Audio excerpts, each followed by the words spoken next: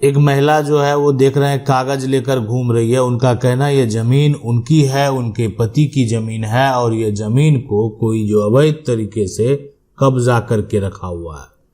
आज supreme court ने एक ऐतिहासिक फैसला सुना दिया है, बड़ा फैसला सुना दिया है, और वो भी अगर आपकी जमीन को कोई कब्जा कर लिया है उसको लेकर, यानी एडवर्स पोजीशन को लेकर, यानी कब्जा के आधार पर बहुत लोग मालिक बनने का दावा करते हैं। मतलब क्या होता है ना कि देखें, मेन है कि सबसे पहले नियम कानून को समझना बेहद जरूरी है। लोगों को लगता है कि आज से थोड़ी 50 साल से कब्जा है और कब्जा के आधार पर हम जमीन का दावा करेंगे और जमीन को प्राप्त कर लेंगे।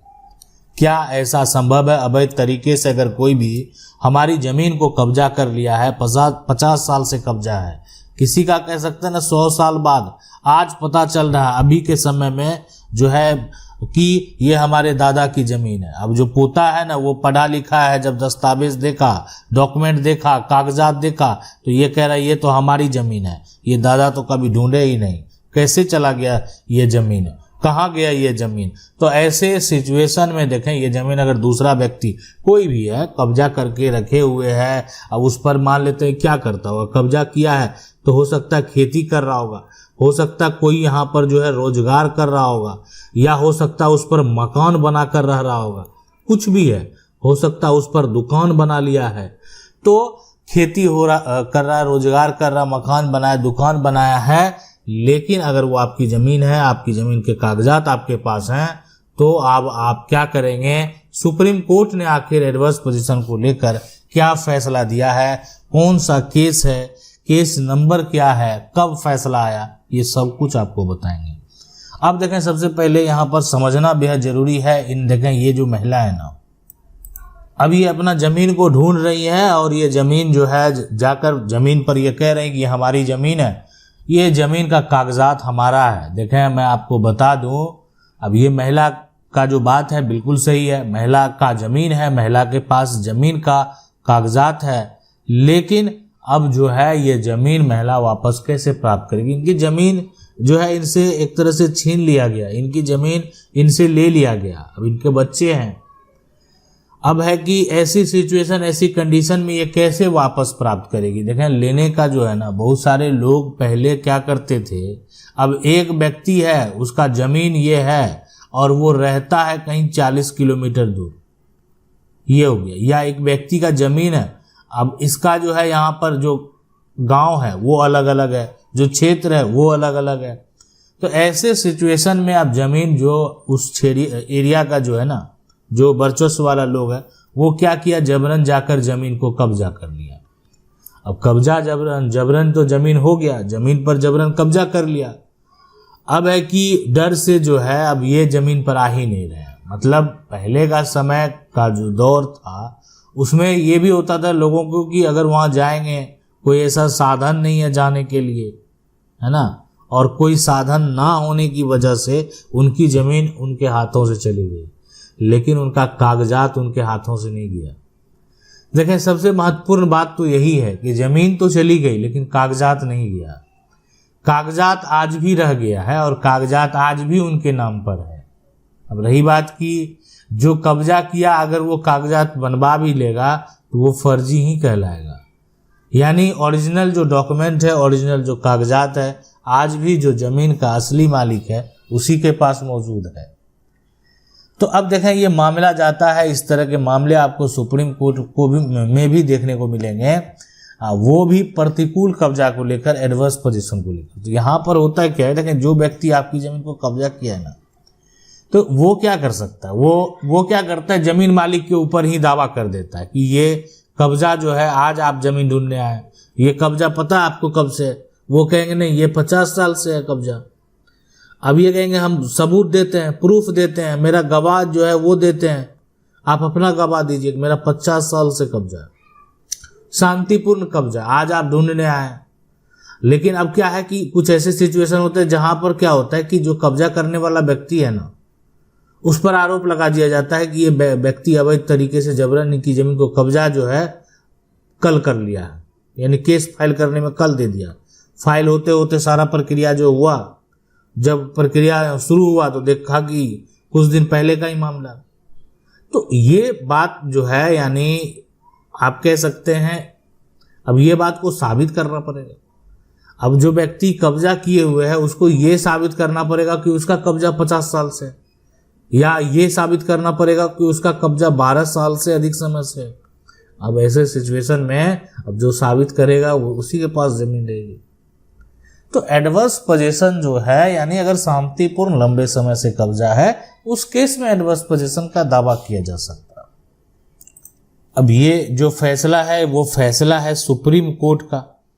अब सुप्रीम कोर्ट यहां पर बात करें जो है सुप्रीम कोर्ट, अब ये जो विवाद हुआ है, जिसके बीच में विवाद हुआ, उसका एक नाम है यहां पर जो है उत्तम चंद और बनाम। जिसके बीच में विवाद हुआ एक का नाम है नाथू राम। अब देखें ये जो है यानी उत्तम चंद जो है ना, ये अपील करता है, ये आप कह सकते हैं वादी है, ठीक है, यहां पर वादी है। और ये जो नाथू राम है ये प्रतिवादी है। अब ये मामला जो सुप्रीम कोर्ट में गया तो इससे जो है वादी ने ही एक तरह से जो है दिल्ली हाई कोर्ट का, यानी दिल्ली हाई कोर्ट में पहले मामला था और उसके निर्णय के विरुद्ध जो है वादी के द्वारा अपील किया गया सुप्रीम कोर्ट में, है ना। तो इसलिए देखें अपील स्वीकार कर लिया गया। और यहां पर क्या हुआ था कि कब्जे के आधार पर, सबसे बड़ी बात है कि यहां पर जो है कब्जे के लिए वादी का मुकदमा जो है वो खारिज कर दिया गया था। अब है कि कोई दावा करता है कि मेरा कब्जा लंबे समय से है, बहुत दिनों से है, अब उस पर आरोप लगाया जा रहा है कि देखें ये अवैध कब्जा है। ये जो है ना प्रतिकूल कब्जा की बात ही नहीं, ये अवैध है। अवैध कहने का मतलब ही हो गया कि कानूनी तरीके से इसको कोई मान्यता नहीं है। देखें अवैध तरीके से आपने जो किया है अवैध तरीके से किया है, ठीक है। तो अवैध कब्जा आप खाली करने से मान लेते हैं, अब आपको कहा जाएगा आप खाली करने से इनकार कर दिए, ठीक है। अब जब एक तरह से बात आगे मामला कोर्ट में चला गया, ठीक है, तो अब यहां पर क्या हुआ कि प्रतिवादी के द्वारा जो क्या कहा जा रहा है, नाथूराम के द्वारा क्या कहा जा रहा है, नाथूराम के द्वारा जो कहा जा रहा है कि देखें ये आज से नहीं है, पिछले बहुत दिनों से, बहुत सालों से ये संपत्ति हमारे दादा के पास भी मौजूद था, हमारे पिता के पास भी मौजूद है, हमारे चाचा के पास भी मौजूद है, और आज हम हैं इस पर, लंबे समय से हम इस पर कब्जे में हैं। तो दादा के का जो संपत्ति है उसका एक तरह से उस पर आज दावा किया जा रहा है। तो यहां पर प्रतिवादी जो है, जो नाथूराम है, क्या उसको कानूनी तौर पर मालिकाना हक मिल सकता है? देखें कब्जा के आधार पर मालिकाना हक जो है दावा करने का अधिकार नाथूराम को है। यानी एडवर्स पोजीशन की अगर बात करेंगे तो वो पावर जो है नाथूराम के पास है, इसलिए कि आज से नहीं है, लंबे समय से। नाथूराम को तो ये बात साबित करना पड़ेगा कि आज से उसका कब्जा नहीं है, लंबे समय से उसका कब्जा है। तो ऐसे सिचुएशन में जो है आखिर होगा क्या? क्या कब्जा करने वाले के पक्ष में फैसला होगा या जो जमीन का मालिक है उसके पक्ष में फैसला होगा? देखें ये डिपेंड करता है सारा सिचुएशन देखने के बाद, कोर्ट के जजमेंट के देखने के बाद। यानी डायरेक्ट हम ये नहीं कह सकते हैं कि किसके पक्ष में फैसला होगा। दोनों को अधिकार है। जमीन मालिक के पास जमीन का कागजात है, क्या उसको अधिकार नहीं है? उसके बाद जो नाथूराम है उसके पास जमीन का कब्जा है, उसको भी कानूनी अधिकार है एडवर्स पोजीशन के आधार पर। तो एडवर्स पोजीशन के आधार पर ही ये उत्तम चंद और नाथूराम का जजमेंट है, जिसको आप पढ़ना चाहें तो पढ़ सकते हैं। अब बात करेंगे, देखें अगर आप इसका केस नंबर भी जानना चाहते हैं तो केस नंबर जो है यानी जो सिविल अपील नंबर है, ठीक है, सिविल जो अपील नंबर है यहाँ पर वो है 190 ऑफ 2020। यानी जो सिविल अपील नंबर से आप जाकर जो है अपना जजमेंट जो है उसको देख सकते हैं, पढ़ सकते हैं, जानकारी ले सकते हैं कि अवैध तरीके से अगर कोई जमीन कब्जा कर लिया है तो ये जो मामला सुप्रीम कोर्ट में गया, सुप्रीम कोर्ट ने क्या निर्णय दिया है। यानी पूरा डिटेल में आप जाकर इसको देख सकते हैं कि आखिर सुप्रीम कोर्ट ने इस एक तरह से प्रतिकूल कब्जा को लेकर क्या कहा है। इसके अलावे भी हम आपको बताएंगे कि आखिर प्रतिकूल कब्जा को लेकर कब कब क्या विवाद हुआ है और सुप्रीम कोर्ट ने किस प्रकार से ऐतिहासिक फैसला दिया है। अगर आपका कोई सवाल होगा, मान लेते हैं आप कोई समस्या से जूझ रहे हैं, तो आप कमेंट करके पूछ सकते हैं। वीडियो अच्छा लगा वीडियो को लाइक जरूर कर दें। चैनल को पहली बार देख रहे हैं सब्सक्राइब करके जो बेल आइकन है उसको जरूर दबा लें। मिलते हैं अगले वीडियो में, तब तक के लिए जय हिंद।